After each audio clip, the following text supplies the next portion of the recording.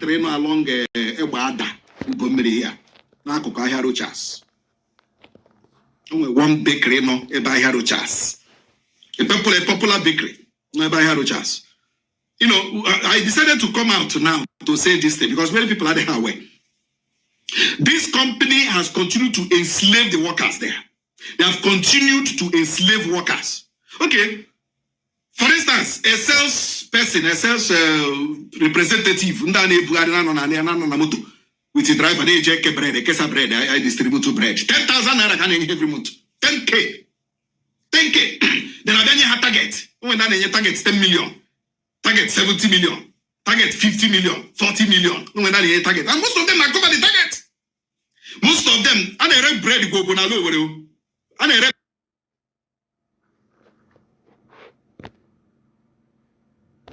Come on, Oga AG, 1% here because each bread had a bread and that is on the bread. Mundi working is on the driver and bread. 23 naira. Each bread is 23 naira. Nime 1,000, yes. Nime 1,000 naira. 23 naira again. So calculate here by how many bread, by how many 1,000 you want. Probably by 23 naira by 10 million. Mabroni it reach the target again. But at the end of the day, look at here company and company Gazumoto. All that sales rep. Gawiga fuel.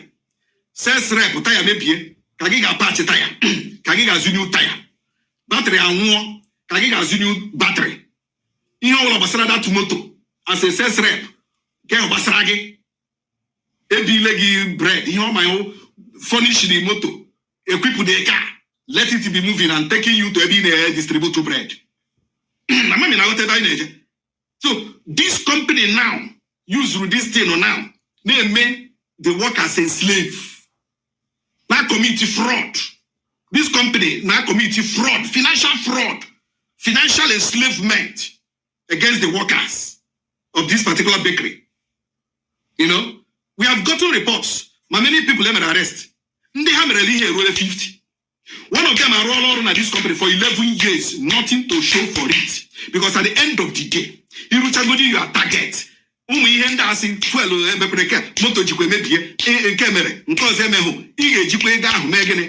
Company moto.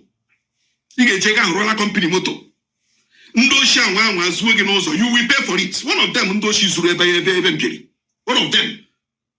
And then the man when and the girl was saying, "No complain, now this route had the ham, now this route is so lonely. Ya buy that the ham, ya buy that the Ndoshi's way, 800,000 naira. The girl paid for it.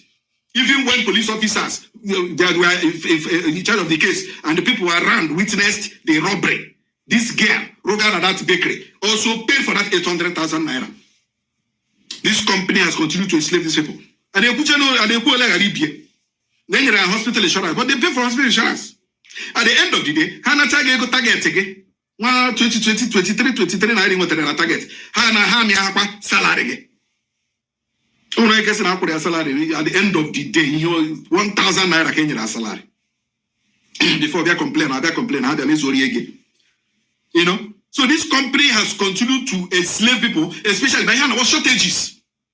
One of the girls here, she na here balance it account here. Balance account here. About 300,000 naira shortage. 300,000 naira shortage. I can't balance it now. Again. Hey, I can't okay, our system. Is the system that is doing it. Our system, okay, correct. Our system, this and that. I balance here again. The 300,000 came back. Can you hear about it? What can you call this kind of thing, my brother? Can you hear about the business? Eh?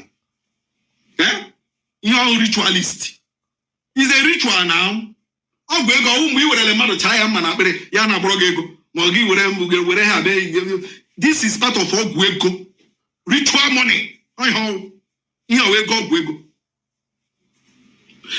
will not mention your name. And we know why. But because we are preparing something. Something is coming. When we will mention your name, by that time I can also at the best position to call Ahonye with that bread. Why have manager? Why had a company? The mother So, this company, we are out for you. You must stop enslaving our people. You must stop enslaving young men, young girls, and using police to arrest them and harass them. Police on Abugo. Police on Abugo. In a investigation, can you tell me she did 5 million? Can you tell me she did 4 million? Can you tell me she did this one? Most of them cannot even eat 3 square meals a day. Police in a judge, in a investigation. The problem we have Nigerian police, we don't do investigations. We are coming up. We are following it up. In a current news, Senator Ume has accused the former head of state, military general in Nigeria, of having a wrong account of the Nigeria-Biafra war that took place in 1967 to 1970 as of that time. Senator Ume, to go on, your account of Biafra war is reading with falsehood. Anambra State Senator Ume has said Yakubu Gowon's recent account of the Civil War is full of falsehood. The senator representing Anambra Central Senatorial Zone, Senator Victor Ume, has described a recent account by former military general of state, General Yakubu Gowon, about 30 months civil war was full of falsehood. Ume, who spoke to journalists in Oka, challenged Gowon to toe the line of his counterpart, military General Ibrahim Babangida, by writing a book to give a factual account of what caused the war. Gowon had, in a recent interview on Arise TV, blamed Biafra leader late Dim Chukwuemeka Odumegwu Ojukwu as being the cause of the war. Gowon also insisted that the war was not targeted at Igbos, but in a sharp reaction, Ume, in an interview with journalists in Oka, said it was either Gowon is tired of lying or he is just suffering from dementia. Ume said, "We will not allow Gowon to lie or twist history. All that he said are false. At 91, I will not want to join issues with him, except for course if he is suffering from dementia. He has not done what he should be doing at this late stage of his life. It is time for him to speak the truth to heal the pains of that war. The war ended 51 years ago, and we have moved on. But for him to come back at 91 years of age and begin to lie is unfortunate, and it means that he is not thinking about how to live Nigeria in peace." He said the reason the civil war was fought was to keep Nigeria one, but is Nigeria one today? The president was in Benue yesterday, where people of Gowon zone were being slaughtered on a daily basis. So what has he done to make Nigeria one? I challenge him again to write his own truthful account of what led to the war. He should know that conscience is an open wound and only the truth can heal it. He should stop running about. Let him come out boldly and say sorry to the Igbo people of Nigeria.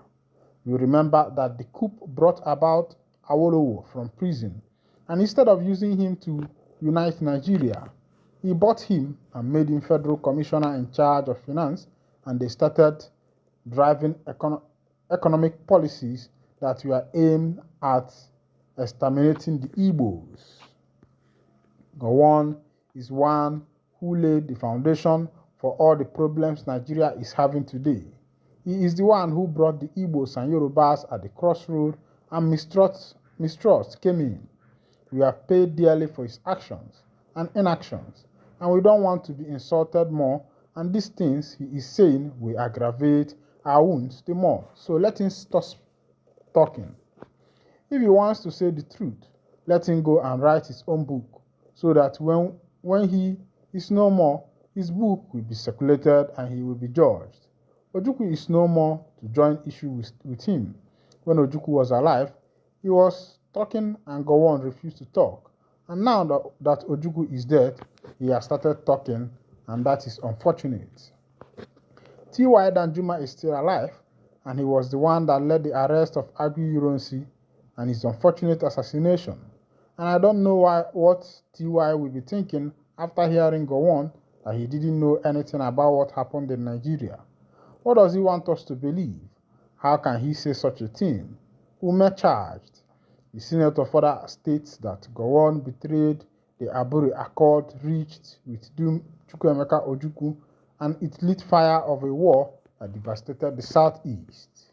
What happened after Aburi was a complete betrayal, and the attempt now to rewrite history is an insult to the memory of those who died. He keeps claiming the war wasn't against Igbos, but the facts speak otherwise. Igbo soldiers were targeted, Igbo business destroyed, and our people were starved and marginalized. I cannot sit and watch white people who played central roles in that war routine to distort history. We must tell the truth if we want healing, he said. Alright, this is coming from Senator Ume. These are life witnesses who were there during the Nigeria Biafra civil war. According to him, Gowon is trying to twist the truth, and of which him, Ume, will not allow. NSTAR's link absolve indictment of judiciary, IPOB says. The indigenous people of Biafra has described the ongoing trial of its leader, Mazi Nnamdi Kanu, and what transpired in court as a full-blown indictment on the Nigeria's judiciary system and exposure of the federal government's reckless abuse of judicial processes. In a statement released on Friday, the spokesman for the pro-Biafran group, Imapafu, said what transpired at the federal court in Abuja on Thursday exposed the federal government's last gasp effort to blame Kanu for the 2020 NSAS process. Pafu said it is high time the world took urgent and critical notice of the federal government falsehood and ongoing sham.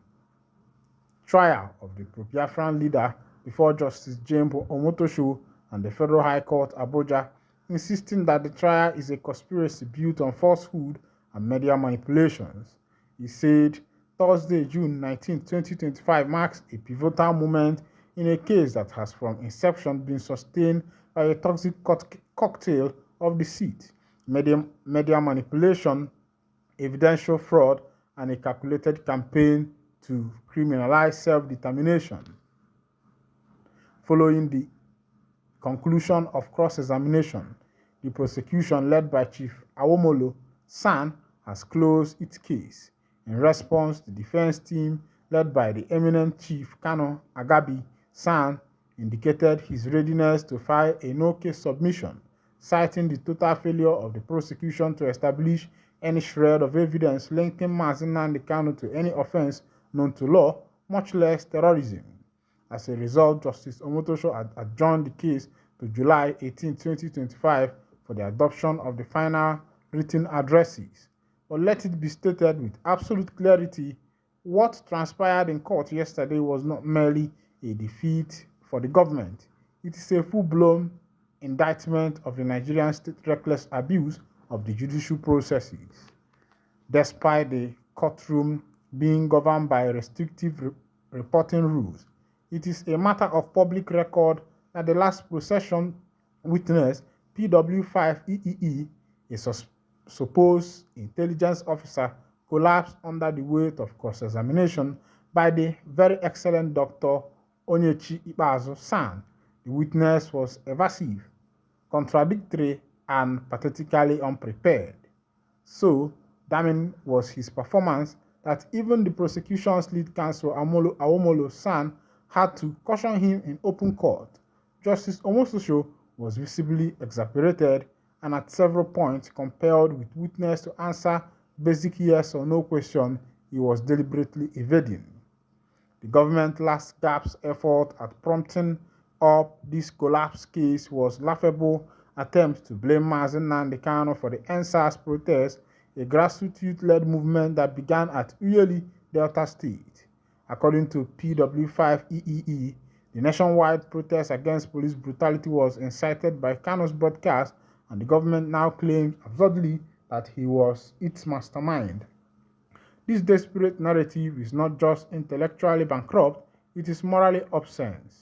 Powerful said among the disturbing revelation in court was no evidence of the 200 security operatives allegedly killed by the Southeast was presented, adding that no names, no ranks, no station, no death certificate was presented for the proof.